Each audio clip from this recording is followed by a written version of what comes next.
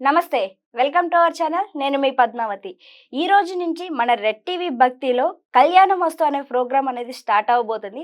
అయితే దీంట్లో కళ్యాణం గురించి మరియు కుజదోషాలు అనేక సందేహాల గురించి మనం చర్చించబోతున్నాం.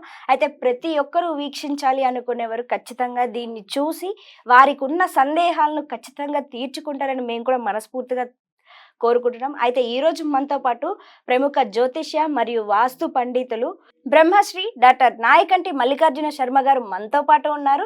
అయితే ఆయనతో మాట్లాడి అసలు కళ్యాణంకి సంబంధించి కావచ్చు, మిగతా అనేక దోషాల గురించి కావచ్చు తెలుసుకునే ప్రయత్నం చేద్దాం. అయితే మీరు కూడా ఇక నుంచి ఈ కళ్యాణ మస్తు అనే ప్రోగ్రామ్ ని ఖచ్చితంగా వీక్షిస్తారని నేను కూడా మనస్ఫూర్తిగా కోరుకుంటున్నాను. నమస్కారం గురువు గారు.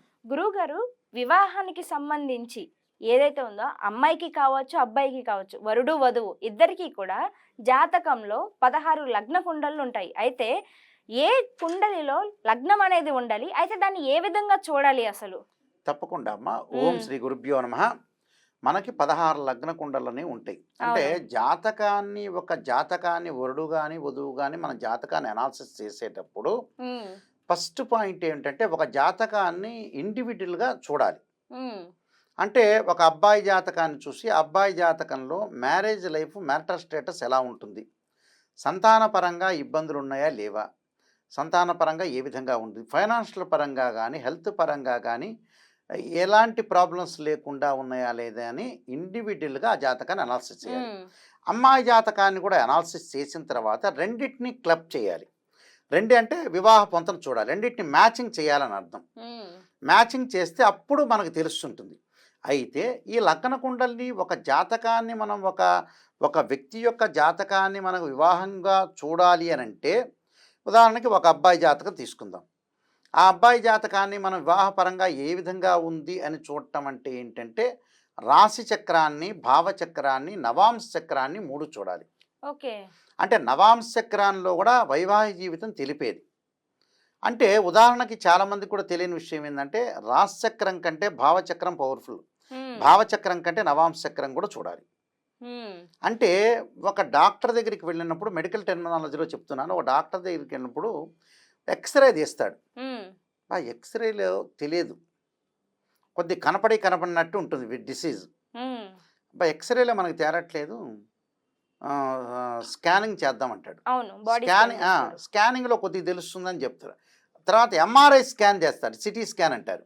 అంటే సూక్ష్మాతి సూక్ష్మంగా పరిశీలన చేయటం అని అర్థం. అంటే ఇక్కడ 16 లగ్న కుండల్ని మ్యాథమెటికల్ క్యాలిక్యులేషన్స్తో డివైడ్ చేస్తారు. ఇవన్నీ కూడా రాశిచక్రం ఉందంటే రాశిచక్రంలో కొంత విషయం తెలుస్తుంది మనకి. తర్వాత నవాంశం అంటారు, అంటే 9 డిగ్రీలు డివైడ్ చేయటం అని అర్థం, అంటే నవాంశ చక్రం అంటారు. అలానే భావచక్రం అంటారు, అంటే డిగ్రీలో క్యాలిక్యులేషన్లో కరెక్ట్గా. భావచక్రం అంటే ఏంటి అంటే, మన డిగ్రీలో క్యాలిక్యులేషన్ చేసేటప్పుడు 1 డిగ్రీ 1 సెకండ్ కూడా ఒక గ్రహం అనేది ఇంకో రాశి నుంచి ఇంకో రాశికి వెళ్ళిపోతుంటుంది. దాన్ని భావ మధ్యం అంటారు, భావ ప్రారంభం అంటారు. అక్కడ ఏదైతే ఈ రాశిచక్రం కానీ, భావచక్రం కానీ, నవాంశం కానీ 3 కూడా పరిశీలన చేయాలి. చాలామంది రాశిచక్రాన్ని పరిశీలన చేసి నవాంశాన్ని పరిశీలన చేయరు. నవాంశం కూడా వైవాహిక జీవితాన్ని తెలిపేదే నవాంశం. నవ అంశము అంటే ఏమిటంటే వైవాహిక జీవితాన్ని, భార్యాభర్తల యొక్క బంధాన్ని తెలిపేది కూడా నవాంశ చక్రమే, కేవలం రాశిచక్రమే కాదు. ఆ 3 కూడా మనం భావచక్రాన్ని కూడా పరిశీలన చేయాలి. చాలామంది రాశిచక్రంతో ఎండ్ చేస్తుంటారు. నవాంశాన్ని కూడా చూడాలి. నవాంశాన్ని, భావచక్రాన్ని చూసి నవాంశంలో కూడా రాశిచక్రం చూడాలంటే ఏ విధంగా చూడాలంటే, జన్మలగ్నం నుంచి 2, 7, 8, 12 స్థానాలని చూడాలి, అనాలిసిస్ చేయాలి ఏ విధంగా ఉంది. అలానే భావచక్రంలో కూడా 2, 7, 8, 12 స్థానాలు చూడాలి. అలానే నవాంశంలో కూడా 2, 7, 8, 12 స్థానాలు చూడాలి. ఇక్కడ 2వ స్థానం అంటే ఏంటంటే కుటుంబ స్థానం. అంటే ఒక అమ్మాయి అబ్బాయి జీవితంలోకి వెళ్ళిందంటే అబ్బాయి తల్లిదండ్రులు ఎలాంటి వాళ్ళు, అబ్బాయి చెల్లెలు ఎలాంటిది, అబ్బాయి తమ్ముడు ఎలాంటి వాళ్ళు, కుటుంబ పరంగా వాళ్ళు ఎలా పెరిగారు, ఎలాంటి అట్మాస్ఫియర్లో ఉన్నారనేది తెలుస్తుంది, వాళ్ళ యొక్క ఇంటి వాతావరణం. అలానే అబ్బాయి కూడా అమ్మాయిని చేసుకునేటప్పుడు వాళ్ళ యొక్క పేరెంట్స్ ఏంటి, వాళ్ళ యొక్క ప్రవర్తన ఏంది, క్యారెక్టర్ ఏంది అనాలిసిస్ చేయాలి అక్కడ. 2వ స్థానం ఏంటంటే కుటుంబ పరంగా ఉండేది విషయాలు తెలుస్తుంది. కేవలం కుటుంబ పరంగా కాదు, ధన సంపాదన గురించి, కుటుంబంలో గౌరవ విలువలు, అలానే మనీ గురించి, కుటుంబంలో ఏ విధంగా ఉండాలి, ప్రవర్తించాలనేది పాయింట్ అనేది 2వ స్థానం. ఉమ్, అలానే 7వ స్థానం అంటాం మనం, సప్తమ స్థానం. 7వ స్థానం ఏంది, ఇద్దరి మధ్యలో బాండింగ్ ఉందా లేదా, ఉమ్, అంటే భార్యాభర్తల మధ్యలో అనుకూలంగా ఉందా లేదా. చాలామంది పాపం ఆలోచన చేస్తుంటారు ఈ మధ్య కాలంలో, అబ్బాయి మంచిగా బాగా చదువుకున్నాడండి, ఐఐటీలో ఎంటెక్ చేశారండి, అమ్మాయి కూడా ఐఐటీలో బీటెక్ కాన్పూర్లో చేశారండి అని అంటారు.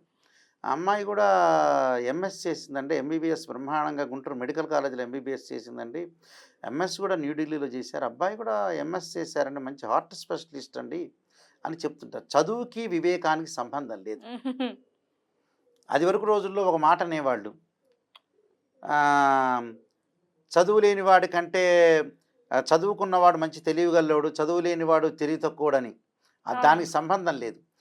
ఎంబీబీఎస్ వేరు, ఎంఎస్ వేరు, చదువు వేరు, ఎంటెక్ చేయటం వేరు, ఎంఎస్సి చేయటం వేరు. ఇది సబ్జెక్ట్. ఇదేంది, ఇంటర్మీడియట్లో maths, trigonometry, calculus, quantum geometry, ఫిజిక్స్లో థర్మోడైనమిక్స్, లైటు, కెమిస్ట్రీలో ఆర్గానిక్ కెమిస్ట్రీ, ఇనార్గానిక్ కెమిస్ట్రీ, ఇవి కాదు. ఇవి సబ్జెక్ట్. చదువుకొని మనం జీవితానికి డబ్బులు చేయడానికి మార్గం ఇది. ఇంకొక మార్గం ఏంటంటే తెలివితేటలు, అంటే brain maturity levels. Brain maturity levels అంటే ఏంది, జీవిత సత్యాన్ని తెలుసుకునేవి. ఇప్పుడు ఇక్కడ చదువుకునే వ్యక్తి ఉంటాడు, ఎంఎస్ చేసి ఉంటాడు, తీసుకెళ్లి తల్లిదండ్రులను వృద్ధాశ్రమంలో పడేస్తాడు. అంటే వీడికి చదువు ఎందుకు అన్నట్టుగా. అంటే చదువుకున్నా కూడా వాడు చదువుకుంటాడు, కానీ దానిలో సబ్జెక్ట్ ఉంటుంది, కానీ బయట బాహ్య ప్రపంచ నాలెడ్జ్ ఉండదు. ఇక్కడ ఉండదు. అవును. ఇక్కడ ఏమిటి, బాహ్య ప్రపంచంలో ఉండే నాలెడ్జ్ కూడా అవసరమే. కొంతమంది చదువుకున్న వాళ్ళు కూడా చాలా మూర్ఖంగా ప్రవర్తించే వ్యక్తులు కూడా ఉంటారు ఇక్కడ. అలానే ఇక్కడ సప్తమ స్థానం అనేది బాగా లేకపోతే ఎంత చదువుకున్న వాళ్ళైనా మూర్ఖంగా ప్రవర్తిస్తారు. అక్కడ చదువు వేరు, బాహ్య ప్రపంచం వేరు. అర్థమైంది కదా మీకు? బాహ్య ప్రపంచం వేరు. అయ్యా వీళ్ళు చదువుకున్న ఆయన చాలా మంచివాడండి, చదువుకుంటే మంచివాడు అయ్యేడేం కాదు. అతను పెరిగిన వాతావరణాన్ని బట్టి ఉంటుంది, అతని యొక్క క్యారెక్టర్ని బట్టి ఉంటుంది, అతని యొక్క బుద్ధిని బట్టి ఉంటుంది. 8వ స్థానం వచ్చేటప్పటికల్లా భర్త యొక్క ఆయు ప్రమాణము, భార్య యొక్క ఆయు ప్రమాణం మీద ఆధారపడి ఉంటుంది. అంటే మొండితనము, పెంకితనము, మూర్ఖత్వము. ఈ మూర్ఖత్వానికి, మొండితనానికి చదువుకు సంబంధం లేదు. రీసెర్చ్లో తెలిసింది. అవును. చదువుకున్నా వీడు మూర్ఖుడుగా ఉంటాడు, చదువు లేనివాడు మూర్ఖుడు ఉండొచ్చు. చదువుకున్నవాడు మంచిగా ఉండొచ్చు, చదువు లేనివాడు కూడా మంచిగా ఉండొచ్చు. అంటే ప్రాపంచిక జ్ఞానం తెలిసి ఉండాలి. ఏది మంచి ఏది చెడు అనేది అనాలిసిస్ చెయ్యాలి. అనాలిసిస్ చేసి మన చేతిలోనే 50% ఉంటుంది, మన వాళ్ళు అనాలిసిస్ చేయరు. టోటల్ ఫెయిల్ అవుతారు వీళ్ళు. అవును, టోటల్ ఫెయిల్. చదువు ఏముంది, చదువు చదవటం కాదు, ఎగ్జామినేషన్ రాయటం కాదు, అది కూడా గొప్పదే. చదువు కూడా చాలా నెంబర్ 1. చదువు కూడా చాలా చదువుకోవాలి. చదువుతో పాటు ఇది ఉందనుకోండి 100% మార్కులు పడినట్టు. ప్యూరిఫై. అందువల్ల 8వ స్థానంలో కూడా మూర్ఖం లేకుండా ఆలోచన, చదువుకు చాలా గొప్పది. విద్య అనేది వివేకం నేర్పించాలంటాడు. విద్యతో పాటు వివేకం కూడా రావాలి, కేవలం విద్యే కాదు. నేను ఎంటెక్ ఐఐటి చదివానండి, ఇన్ఫోసిస్లో జాబ్ చేస్తున్నా, నెలకి 2 లక్షలు కాదు. చదువుకోవాలి, డబ్బు సంపాదించాలి, విద్య అవసరం, వివేకం కూడా అవసరమే. అన్నిటి కంప్లీట్ అవసరమే. 8వ స్థానం ఏంటంటే మూర్ఖత్వాన్ని పెంచుతుంది. ఆయుష్కారకుడు.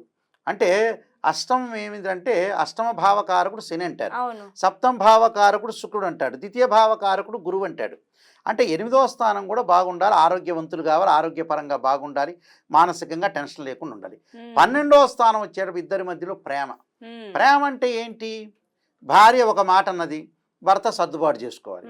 భర్త ఒక మాట అన్నది, భార్య సర్దుబాటు చేసుకోవాలి. సర్దుబాటు చేస్తే పోయేదేముంది, వాడెవడో సినిమాలో చెప్పినట్టుగా పోయేదేముంది అన్నట్టుగా అంటారు కదా.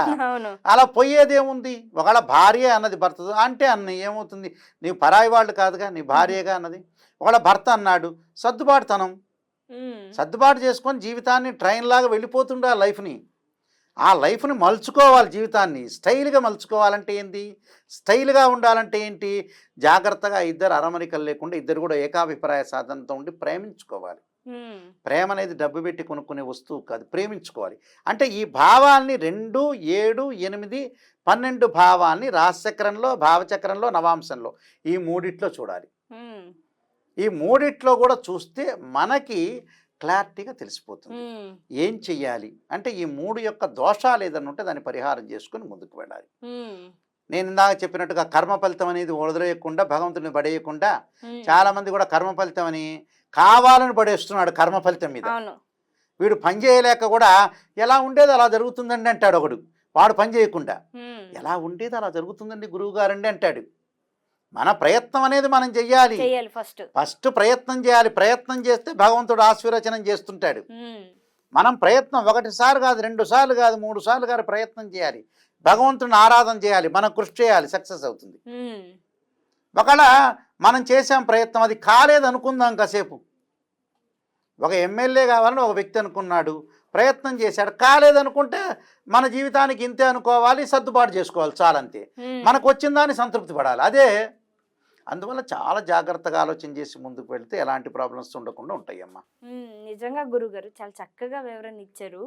వాస్తవానికి మీరన్నట్టు అన్నిటినీ చూసుకోవాలి. ఒక్క చదువునే కాకుండా గుణగణాలను కూడా చూసుకోవాలి. అన్ని విషయాల్లోనూ కూడా ఇటువంటి చిన్న లోపాలు కూడా లేకుండా చూసుకొని జీవితాన్ని చక్కగా ముందుకు తీసుకెళ్లాలని నేను కూడా మనస్ఫూర్తిగా కోరుకుంటున్నాను. అండ్ ఇంతటి చక్కటి అద్భుతమైన విషయాలను మాకు కూడా అంత అద్భుతంగా చాలా ఓపికతో చెప్తున్నందుకు మీకు కూడా ధన్యవాదాలు గురువు గారు. నమస్కారం.